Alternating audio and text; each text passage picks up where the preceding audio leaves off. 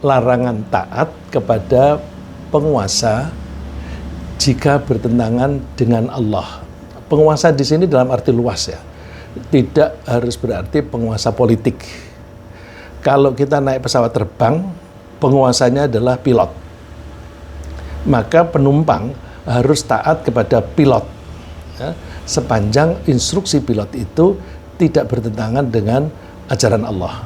Jadi penguasa ini dalam arti luas orang yang atau mendapatkan wewenang untuk memanage orang-orang banyak. Ya bukan hanya orang banyak, memanage orang satu itu pun juga dia termasuk penguasa.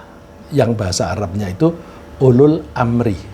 Ulul amri itu orang yang diserahi untuk mengurusi. Al-amr itu perintah. Orang yang mempunyai perintah. Ya. Baik, Allah menganjurkan kita taat secara mutlak kepada Allah sendiri dan kepada utusannya, yaitu Nabi Muhammad SAW. Kalau saya mengatakan taat secara mutlak itu without reservation, ya, tanpa keberatan, tanpa ditanya begini, tanpa protes. Ya, kalau tentara bisa taat kepada komandan tanpa bertanya, kenapa kita tidak bisa taat kepada Allah tanpa bertanya? Peraturan militer itu di negara manapun, kalau diinstruksikan oleh komandannya, nggak boleh tanya, kenapa kamu suruh begini begitu? Karena kalau bertanya begitu, itu bisa menggoyahkan maksud atau tujuan dari pemimpin tadi atau komandannya. Nah, kepada Allah seharusnya begitu. Apapun yang diperintahkan oleh Allah, yes. Nggak usah tanya. Kalau ingin tahu, boleh. Tapi ingin tahunya itu tidak dalam rangka untuk membangkang. Ingin tahunya itu untuk memantapkan diri kita sendiri. Oh, ternyata Allah ketika menyuruh kita membayar zakat itu ada faedahnya, ya, ada benefitnya, ini, itu, dan sebagainya. Tapi kita tidak mengatakan bahwa oh Allah memerintahkan kita membayar zakat itu karena ini. Nah, kalau dibilang karena ini, seolah-olah kita lebih mengerti daripada Allah. Jadi kita hanya mengatakan bahwa sebagian dari manfaat dari perintah itu adalah ini, dan sebagainya. Ya. Kemudian, tapi Allah juga memerintahkan kita untuk taat kepada orang-orang yang ulul amri, orang-orang yang mendapatkan kesempatan, mendapatkan itu bisa diberi, bisa diangkat. Ya, kalau kita dalam kehidupan sehari-hari, mohon maaf ini orang-orang PPM itu kan orang-orang yang ahli ya. Kita kan membedakan antara pemimpin dan kepala. Ya. Kalau pemimpin, leader itu biasanya sih dipilih oleh orang. Ya, kalau secara administratif dipilih oleh anggota. Tapi kalau kepala ditunjuk oleh atasan. Nah, kalau kita menjadi leader, itu ada kalanya kita memang dipilih oleh masyarakat, ada kalanya Allah menugasi kita. Ya, menugasi kita dengan, kalau ini menugasi kita itu pasti. Nah, kalau kita mendapatkan tugas itu, apakah tugas itu dari atasan atau dari bawahan, asal kita sudah diberi wewenang untuk mengelola, maka kita disebut ulul amri. Nah, Allah menganjurkan kita untuk taat kepada ulul amri. Ulul amri dalam arti luas. Termasuk misalnya begini, Rasulullah menganjurkan kalau kita bepergian bertiga atau bersepuluh, Rasulullah menganjurkan kita menunjuk salah satu menjadi leader supaya perjalanan itu menjadi lebih teratur. Dan kalau kita yang terdidik, biasanya ada kepanitiaan, terus kemudian di dalam panitia itu juga ada ketuanya atau kepalanya gitu. Nah itu berarti ketika kita bepergian, wisata atau apapun, ada yang memberi komando, yang lain ngikut. Nah dalam hal seperti itu boleh yang anggotanya itu mengusulkan sesuatu, asal sudah diadopsi oleh pimpinan, maka kita harus mengikuti. Tapi kalau taat kepada penguasa semacam ini itu harus dengan catatan. Catatannya ringkas, asal tidak bertentangan dengan Allah. Bertentangan dengan Allah itu istilahnya macam-macam. Bisa juga maksiat. Kalau kita melakukan sesuatu yang bertentangan dengan Allah itu namanya maksiat.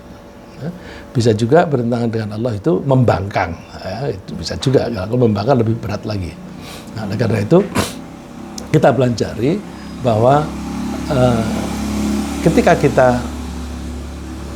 dalam menjalani kehidupan ini, kita mesti taat kepada Allah dan Rasul-Nya secara mutlak, dan kita juga harus taat kepada orang yang mempunyai wewenang untuk mengelola kita, tapi dengan catatan. Coba kita perhatikan teksnya. Ya ayyuhalladzina amanu athi'ullaha wa athi'ur rasulah wa ulil amri minkum. Kalau kita artikan secara letterlek, wahai orang beriman, taatlah kamu kepada Allah dan taatlah kamu kepada utusannya dan juga orang yang mendapatkan yang mendapatkan kekuasaan untuk mengurusi. Ketika Allah menyebut taatlah kepada Allah dan kepada Rasul, Allah menggunakan kata taatlah diulang. Kepada Allah taatlah, kepada Rasul taatlah. Tapi kepada ulul amri itu taatlahnya itu dibuang. Dibuangnya itu bukan berarti tidak ada. Ya, kalau secara tata bahasa kan kita kalau ada kata-kata yang diulang, kita boleh menyebut ulang, boleh menghilangkan. Saya membeli buku, saya membeli pena, saya membeli HP. Saya membeli itu kan diulang-ulang. Ya, saya membeli buku, pena, dan HP. Nah, itu biasa. Nah, ketika Allah menganjurkan taat kepada ulul amri, itu taatlah itu tidak disebut ulang. Nah, ini para ulama mengartikan bahwa kalau taat kepada Allah dan Rasul-Nya itu tanpa keberatan, tanpa catatan, tanpa reservation. Terus ada penjelasan kalimat berikutnya. Fa in tanaza'tum fi syai'in farudduhu ila Allahi war Rasul. Kalau kamu ada perselisihan, ada keraguan, ada bantah-bantahan tentang sesuatu hal, kembalikan kepada Allah dan Rasul-Nya. Jadi kalau kita ada perintah dari atasan, kemudian kita cek. Ngeceknya gimana? Kan menurut Allah ini kembalikan kepada Allah dan Rasul. Artinya rujuklah apa yang dikatakan oleh Allah dan apa yang dikatakan oleh Rasul. Sekarang Rasul nggak ada, tapi pesan-pesannya ada. Jadi kita merujuknya secara teknis, merujuk kepada Al-Quran dan hadis. Itu masih dikukuhkan oleh Allah, in kuntum tu'minuna billahi wal yaumil akhir. Kalau kalian memang beriman kepada Allah dan hari akhir. Jadi orang yang tidak mau memakai pedoman ini, ada kemungkinan dia tidak percaya kepada hari akhir, ada kemungkinan dia ragu-ragu, atau ada kemungkinan dia tidak tahu. Nah, kalau kita bisa menjalani ini, dzalika khairu wa ahsanu ta'wila. Yang demikian itu adalah baik dan paling bagus dalam hal pemahaman atau penakwilan. Takwil itu penafsiran. Nah, jadi ini kita pakai sebagai pedoman umum.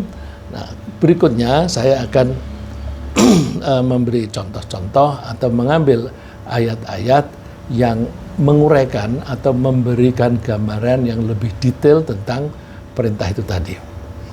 Misalnya begini, Rasulullah SAW itu memberi pedoman secara umum bahwa ketaatan kepada selain Allah itu tidak boleh jika perintahnya itu mengakibatkan maksiat.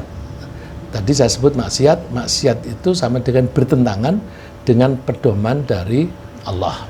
Ini pedoman dari Rasulullah gampang, ringkas. La ta'ata fi maksiatillah, innama ta'atu fil ma'ruf.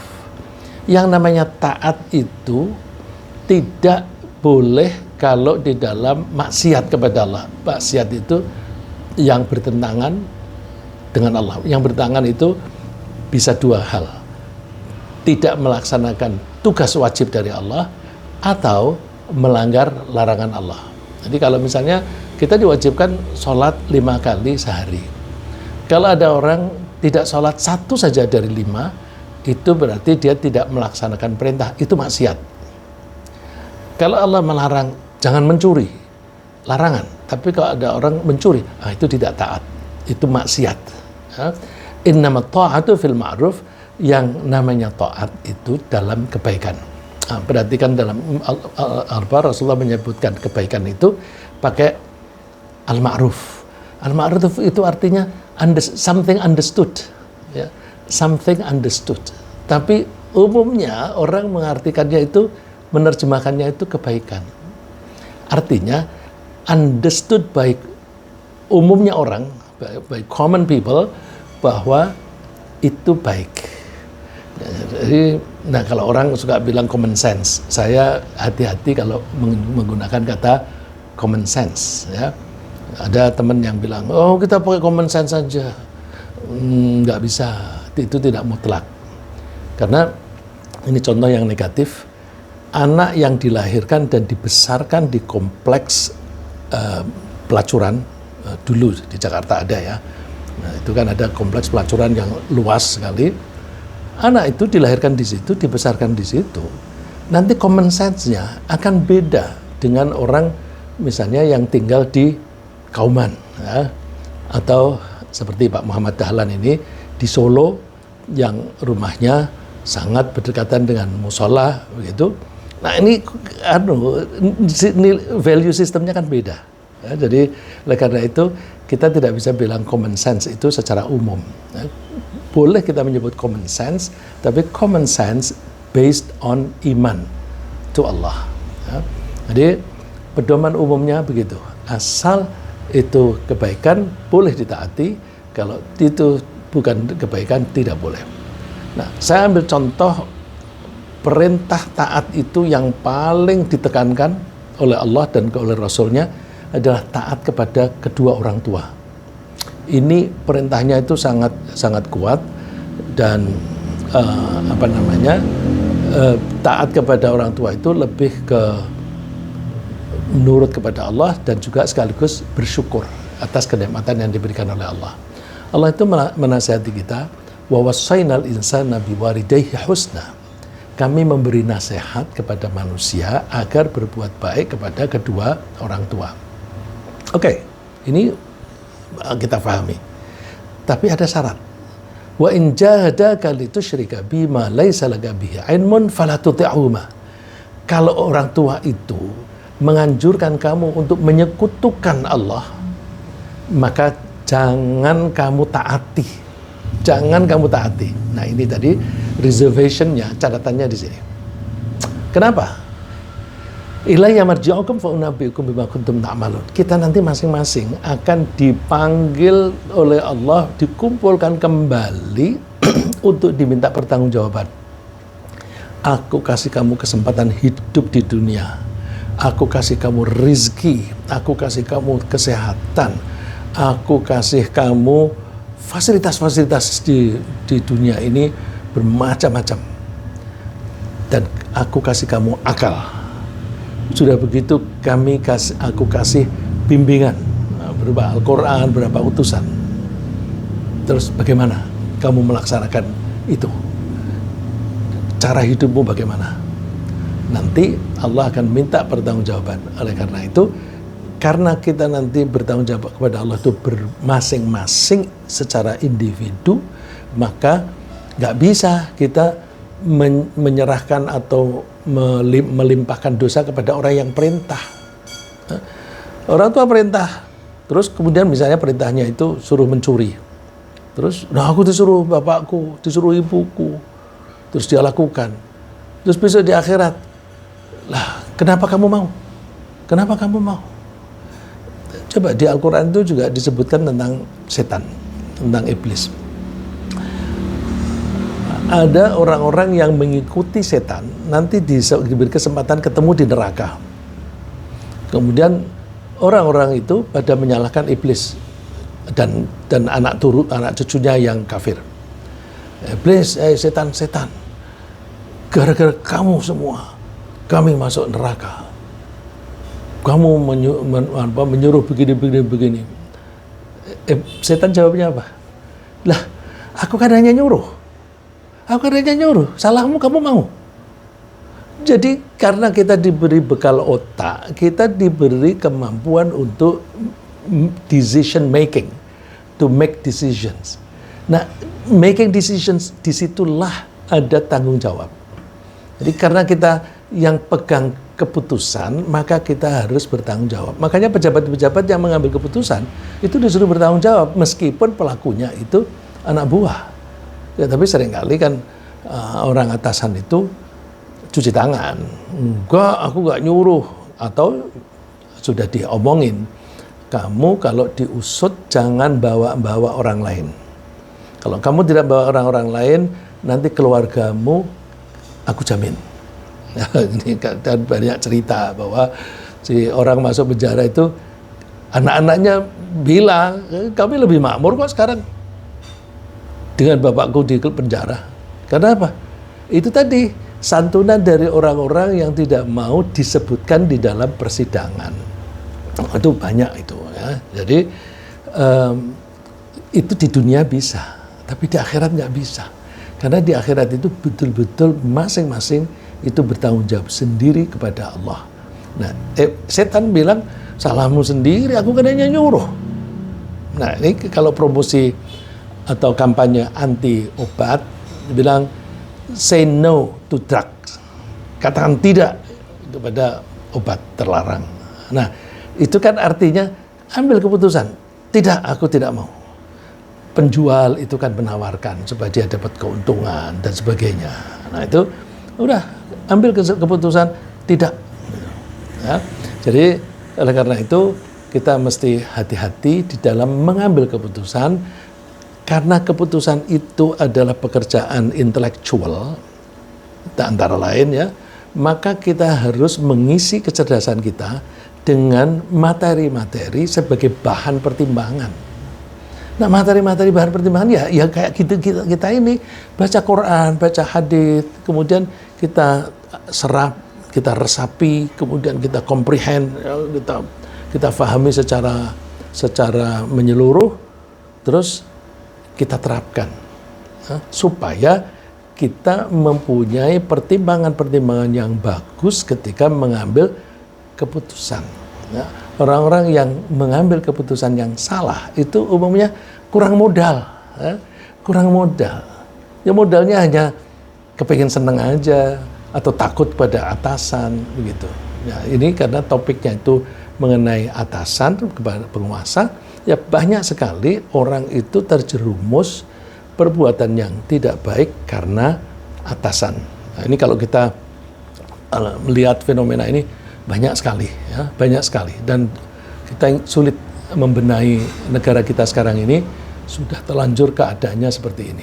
Nah, kemudian begini, seorang pemimpin meskipun kepemimpinannya itu ditunjuk oleh Rasulullah pun juga tidak boleh ditaati jika perintahnya bertentangan dengan peraturan Allah.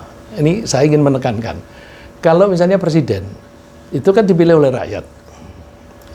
Entah pemilihannya itu ada curang atau tidak. Tapi anggaplah secara umum itu dipilih oleh rakyat. Nah, itu apalagi begitu. Maka perintahnya harus selalu kita cek. Sejalan enggak dengan ajaran Allah. Kalau enggak sejalan, kita tolak. Kita tolak perintahnya yang itu. Bukan berarti kita tidak taat secara menyeluruh, enggak. Tapi perintah yang spesifik itu tidak usah kita terima, tidak usah kita laksanakan. Nah, ini ada contoh seorang yang ditunjuk oleh Rasulullah sebagai pemimpin suatu kelompok tentara. Kelompok tentara itu kalau jumlahnya kecil itu seringkali disebut sariyah. Nah, ini ada sekelompok pasukan. Saya tadi menyebutnya tentara. Kalau tentara itu kan image-nya itu yang organized dan digaji. Zaman Rasulullah kan tidak ada itu tentara. Biasanya ya tentara itu relawan. Nah, tapi relawan itu dulu kalau Rasulullah perintah itu wajibnya karena perintah dari Rasulullah. Ini ada cerita dari Ali bin Abi Thalib bahwa Rasulullah SAW itu menunjuk suatu syariah, peleton pasukan jumlah kecil, kemudian Rasulullah menunjuk seseorang dari golongan Ansor. Dan Rasulullah pun pesan, aku menunjuk si Fulan, ini tidak disebutkan namanya, aku menunjuk si Fulan untuk menjadi pemimpin kalian, maka taatilah dia. Perintahnya dari Rasulullah supaya taat.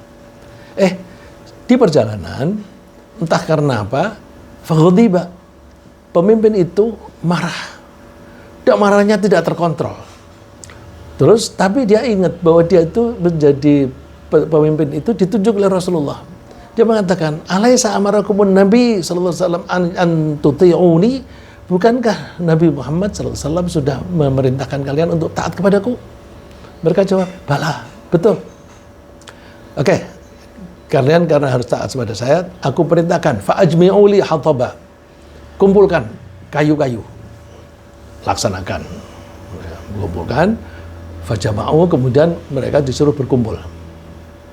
Nyalakan kayu itu, bakar. Fa'uqaduha, mereka membakarnya.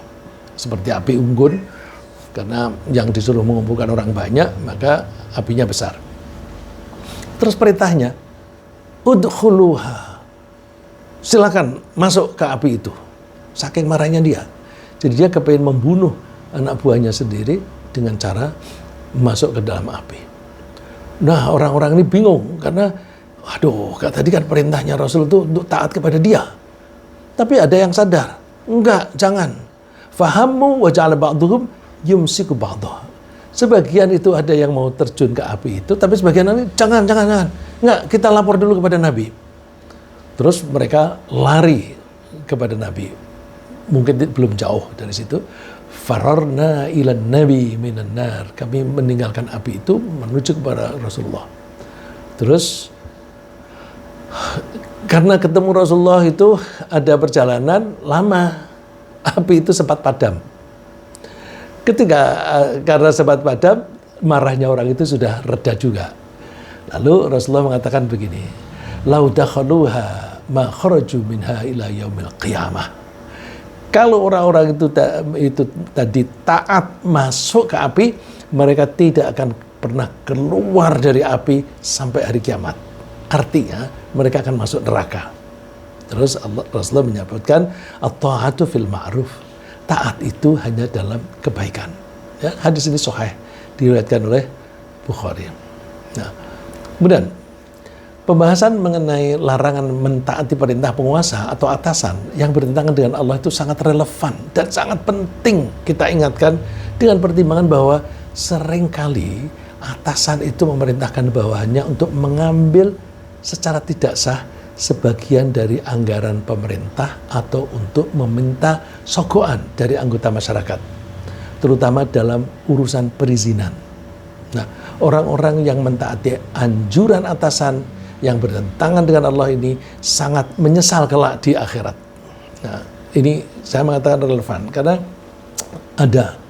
misalnya ada lembaga itu begitu, Masya Allah, sulitnya dibenahi. Atasan itu memeras bawahan. Nah, memeras bawahan itu misalnya kalau bawahan itu dapat kesempatan untuk kuliah lagi, untuk belajar. Bawahan itu bayar tuh kepada atasannya. Saya pernah tanya, kenapa kok mau? Ya masih lebih murah lah dibanding kalau misalnya dia tidak mau membayar atasannya, dia kan harus keluar dari lembaga itu. Mohon maaf saya tidak menyebut lembaganya ya. Ini lembaga itu sangat terkenal dan well organized. Lembaganya well organized, tapi orang-orangnya kelakuannya semacam itu. Katanya itu lebih murah dibanding kalau misalnya keluar dari lembaga itu, kemudian kuliah bayar sendiri. Bayarnya itu lebih mahal, ditambah tidak ada gaji. Tapi kalau dia ditugasi oleh lembaga, dia sekolahnya, kuliahnya tidak bayar, dan gaji untuk keluarganya masih tetap jalan. Nah, karena itu mereka mau. Nah, orang yang cerita itu bilang, di lembaga kami ini ya jarang sih ada yang begitu, tapi ada, dan pungutannya pun tidak banyak. Ada tuh lembaga lain yang jumlahnya banyak sekali. Nah, ini karena atasan meminta kepada bawahan, itu kan kata-kata kasarnya kan memeras bawahan. Padahal kalau, mohon maaf saya kalau salah, kalau di PPM itu kan anak buah itu kan aset. Kalau aset itu kan disayang. Kalau ini anak buah malah diperas. Ya benar-benar aset ya, tapi pemahamannya beda. Nah, oleh karena itu kita mesti hati-hati. Ada juga misalnya begini, tidak hanya satu orang yang cerita kepada saya. Mohon maaf ini Pak Muhammad Dahlan, ini saya dulu lama jadi wartawan Pak, jadi saya ngobrol sana sini. Ada cerita, Mas aku ditawari Mas, jadi direktur. Terus gimana? Ya aku suruh bayar. Itu cerita sudah lama sekali. Suruh bayar sekian miliar. Terus gimana? Kamu kasih? Loh, aku bilang aku nggak punya duit. Nggak usah, kamu nggak usah punya duit ya apa-apa. Kamu yang penting bilang mau aja. Kamu bilang mau aja. Nanti duit ada.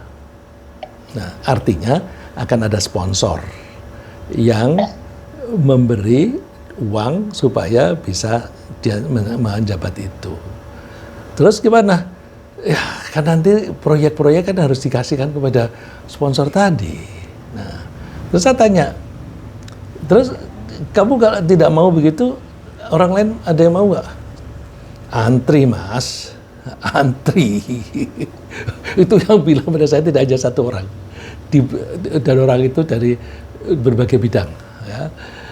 Karena itu kita mesti hati-hati, jangan asal atasan. Coba saya seringkali orang itu kenapa taat? Karena takut kehilangan pekerjaan. Nah, takut kehilangan pekerjaan ini menyebabkan mereka mentaati, padahal nanti kalau misalnya diproses atau diusut itu ketahuan, ya yang kena dia, meskipun hasil dari korupsi itu dibagi ke sana kemari. Tapi dia yang harus bertanggung jawab. Kalau dia misalnya korupsinya 10 miliar, ya dia bertanggung jawab 10 miliar itu semuanya. Padahal yang dia terima, yang untuk diri sendiri itu nggak sampai 10 miliar. Karena dibagi ke sana kemari. Nah, 10 miliar itu kecil ya. Kalau sekarang ini sampai kelasnya sampai ratusan miliar atau triliunan bahkan. Ya. Karena itu kita mesti hati-hati. Dan mohon maaf, saya mengemukakan ini, insya Allah kalau PPM kan bersih, ya. PPM ini bersih, jadi mudah-mudahan orang-orang yang lulusan PPM itu tetap menjaga kebersihannya ketika bekerja di lembaga apapun. Nah, mudah-mudahan. Nah, ya itu kalau itu cinta alma mater, tapi supaya ada pahala bahwa niatnya menolak makanan-makanan yang haram itu diniati karena Allah, bukan semata-mata karena aku ini kan alumni PPM, bukan semata-mata itu. Kalau hanya aku ini bukan alumni PPM, itu nggak ada pahalanya, ya. Tapi aku menolak ini karena Allah. Nah, ini mereka akan menyesal yang mau melaksanakan perintah atasan semacam itu. Allah menceritakan, Allah tuh bisa cerita tentang apa yang terjadi yang akan datang ya. Karena Allah itu yang membuat waktu itu lampau, sekarang akan datang. Karena Allah yang menciptakan waktu, maka bagi Allah masa lampau, sekarang dan akan datang itu sama saja. Ya. Kita membedakan karena kita terkena. Ya. Kita hanya bisa menyaksikan hal-hal yang sekarang dan di sini. Yang masa lampau kita sudah tidak bisa menyaksikan lagi, yang akan datang tidak bisa lagi. Nah, Rasulullah bercerita, yauma tuqallabu wujuhukum finnar. Pada saat orang-orang yang mentaati orang atasannya secara salah, itu nanti akan dimasukkan dengan wajahnya tertelungkup di api. Yaqulun, mereka mengatakan, ya laitana ata'na Allah wa ata'na Rasulah. Seandainya saja dulu kami taat kepada Allah dan taat kepada Rasulnya. Nah, ini kan relevan dengan ayat yang pertama saya baca tadi, ya. Seandainya saya dulu waktu aku hidup di dunia taat kepada Allah dan Rasulnya. Kemudian mereka melanjutkan, wa qalu rabbana inna ata'na sadatana wa kubara'ana fa'adalluna sabila. Dan mereka mengatakan, Tuhan, kami taat kepada pemimpin-pemimpin kami, ke pembesar-pembesar kami. Lalu mereka membuat kami sesat dari jalan yang lurus. Terus karena mereka geram masuk neraka gara-gara atasan itu, mereka berdoa, Rabbana atihim dhi'faini minal azab wal anhum la'nan kabira. Tuhan, dobelkanlah, gandakanlah siksaan untuk mereka dan kutuklah mereka dengan kutukan yang besar. Ya, doanya orang neraka gak ada gunanya.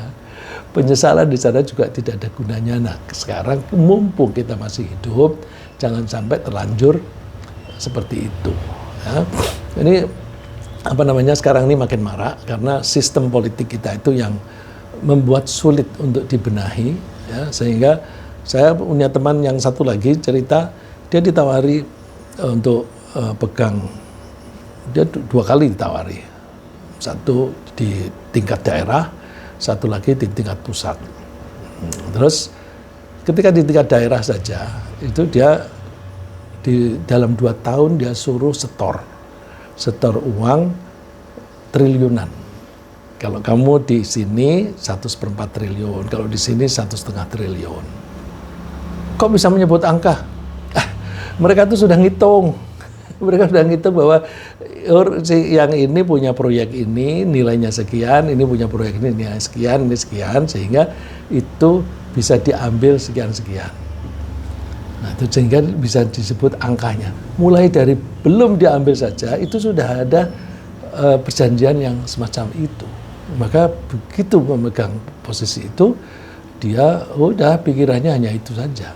Oleh karena itu, alhamdulillah kalau kita bisa menolak, atau kalau kita tidak mendapatkan posisi yang seperti itu, alhamdulillah kita selamat gitu. Ya. Bisa juga ketaatan itu kepada teman, bukan kepada atasan, tapi kepada teman. Ajakan teman akrab untuk melakukan tindakan yang bertentangan dengan ajaran Allah juga harus ditolak. Karena tindakan tersebut akan menyebabkan kesengsaraan di akhirat. Ya, coba firman Allah, wa yauma ya'addu dzalimu 'ala yadayhi yaqulu ya laitani ittakhadhtu ma'ar rasuli sabila.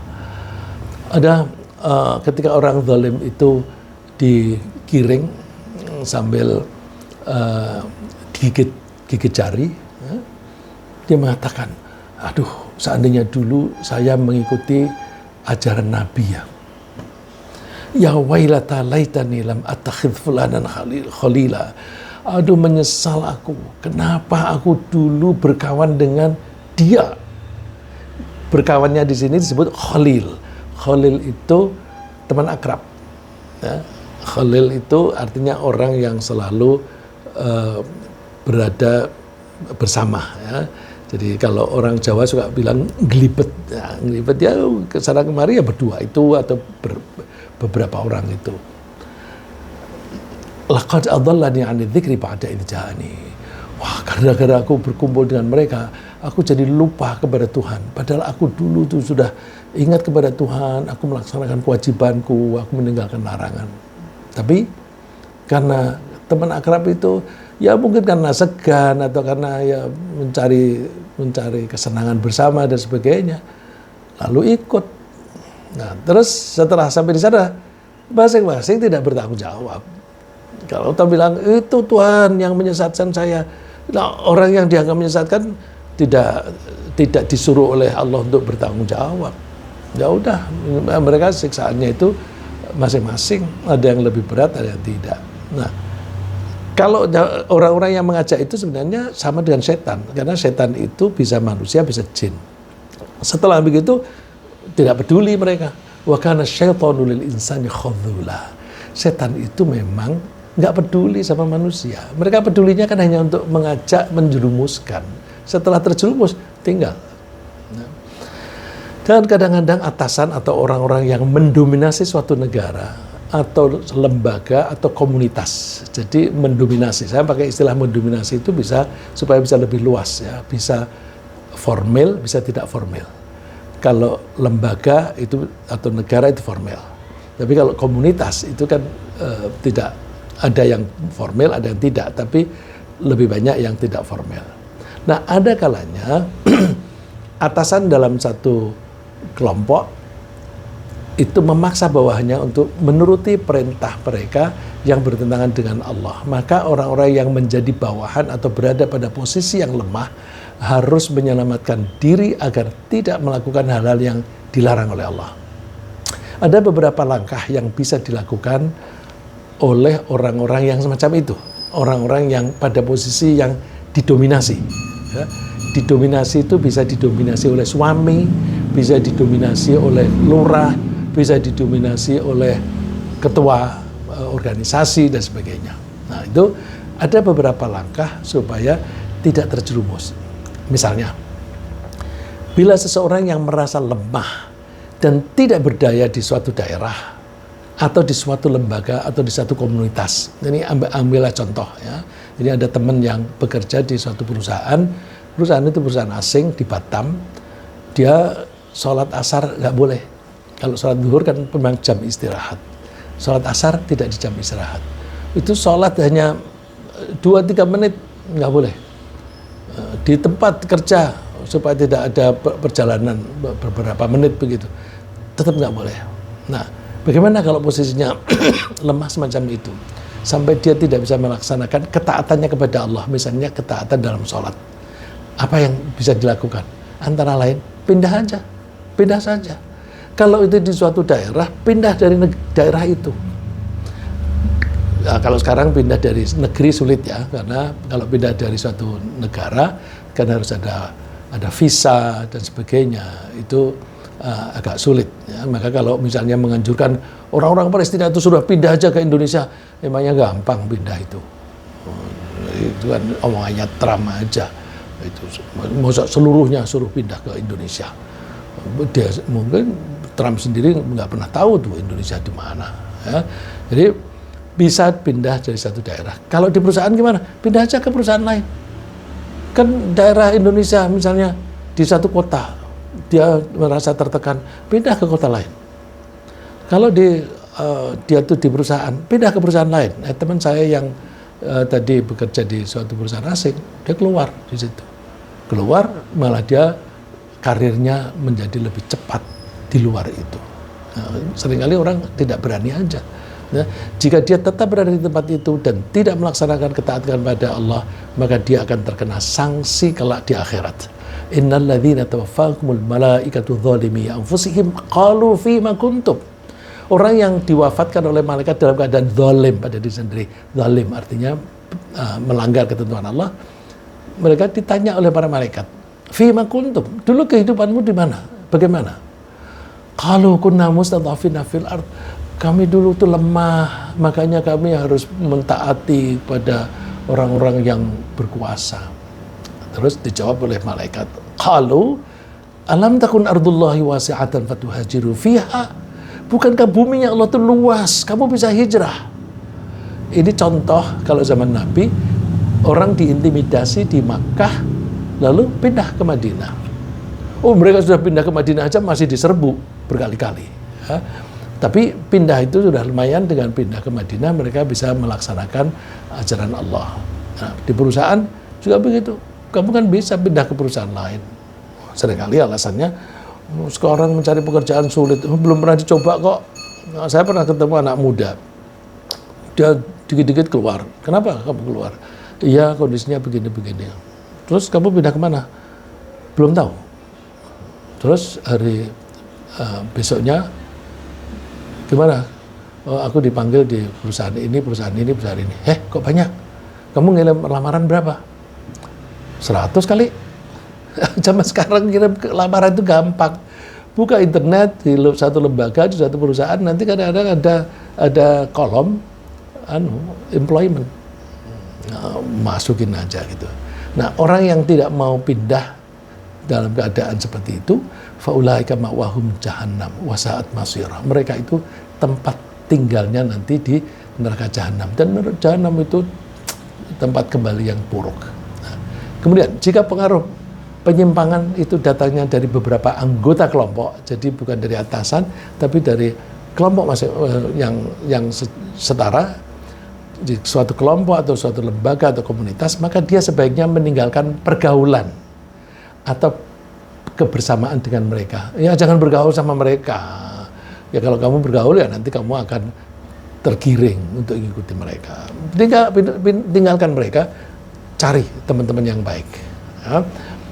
Teman baik itu yang perilakunya baik, dan kalau ada teman yang akan menyimpang, ada yang mau menegur, jangan begitu, ada yang memprihatinkan gitu. Ya. Allah menganjurkannya begini, wasbir nafsaka ma'al ladzina yad'una rabbahum bil ghadati wal 'ashyi yuriduna wajhah. Tekunilah, bersabarlah kamu bersama dengan orang-orang yang selalu memanggil Tuhan mereka. Memanggil itu kan bisa berdoa, bisa sholat, bisa zikir, itu kan memanggil Allah. Baik siang maupun malam, pagi maupun sore, dan mereka hanya mengharapkan ridhonya Allah. Wala ta'du 'ainaka 'anhum turidu zinatal hayatid dunya. Kamu jangan tinggalkan pergaulan dengan mereka semata-mata hanya karena ingin keduniaan. Wala tuti' man aghfalna qalbahu 'an dzikrina wattaba'a hawa wa kana amruhu furuta. Jangan mentaati, jangan nuruti orang yang lalai, yang tidak ingat kepada Allah, dan mereka hidupnya hanya mengikuti hawa nafsu saja, hanya mengikuti selera saja, sehingga apa yang mereka lakukan itu seringkali melampaui batas. Nah, untuk menghindari pengaruh buruk orang yang ada di pada posisi semacam itu, juga sebaiknya menghindari pergaulan dan kebersamaan dengan orang-orang yang karena kekayaannya atau kekuasaannya lalu suka mencela dan menghina orang lain. Biasanya orang itu kalau kaya atau berkuasa suka nyempelekan orang lain, ya. Beberapa kali terjadi, jangankan orang yang bersangkutan, anaknya saja itu sampai memukul temannya, bahkan ada yang sampai cedera, bahkan ada yang sampai mati. Ya. Karena itu kita hati-hati. Ya. Juga hindari orang-orang yang suka menyebarkan fitnah, yang suka berbuat dosa dan suka berbuat melampaui batas kewajaran. Wala tuti' man kulla hallafin mahin hammazim masya'im binamim manna'id lil khairi mu'tadin athim utullim ba'da dzalika zanim an kana dza mali wa banin. Kamu jangan taat kepada orang yang suka sumpah-sumpah. Sumpah-sumpah terus suka maki-maki orang lain. Ini maki-maki ini sekarang ya, kayaknya ada perubahan. Ini ada beberapa waktu yang lalu itu kan ada orang yang memang tugasnya maki-maki, dan orang yang suka maki-maki dikasih jabatan lagi, kasih jabatan. Setelah jadi jabatan ternyata maki-makinya masih jalan. Ya untung orang itu maki-makinya menjadi viral, jadi orang semacam itu dicopot. Tapi ada sampai jadi jalur untuk menjadi pendukung penguasa, menjabat jabatan itu jalur maki-maki. Maki-maki itu kan bisa juga berupa buzzer, gitu kan. Nah, masya'im bin namim suka menyebarkan fitnah, dan kalau diajak melakukan kebaikan tidak mau, suka melanggar dan berbuat dosa. Nah, kenapa begitu? Karena mereka itu mempunyai harta banyak dan mempunyai pengikut yang banyak. Banin di situ anak itu bisa juga anak kandung, bisa anak buah. Dan bagi kita secara umum, agar kita tidak mudah tergoda untuk mengikuti ajakan orang-orang untuk berbuat dosa atau melakukan penyimpangan dan kekafiran, kita mesti menguatkan iman kita dan tetap berpegang teguh pada hukum-hukum dan aturan Allah. Fasbir li hukmi rabbika wa la tuti' minhum athiman aw kafura. Ini pedoman umum. Maka sabarlah, tekunilah hukum-hukum Tuhanmu. Jangan kamu mentaati orang yang suka berbuat dosa dan kafir. Kafir itu menentang Allah. Ringkasnya, Allah menganjurkan kita untuk taat kepada penguasa. Saya ulang, Allah menganjurkan kita untuk taat kepada penguasa asal tidak bertentangan dengan peraturan Allah. taat kepada selain Allah hanya diperbolehkan dalam kebaikan. Allah melarang kita mentaati penguasa jika menyebabkan kemaksiatan. Nah, untuk menghindari ketaatan penguasa, untuk menghindari ketaatan penguasa yang menyimpang, kita bisa pindah ke daerah lain, atau pindah ke lembaga lain, atau pindah ke komunitas lain. Yang paling penting, kita mesti berpegang teguh pada keimanan kepada Allah dan hukum-hukumnya.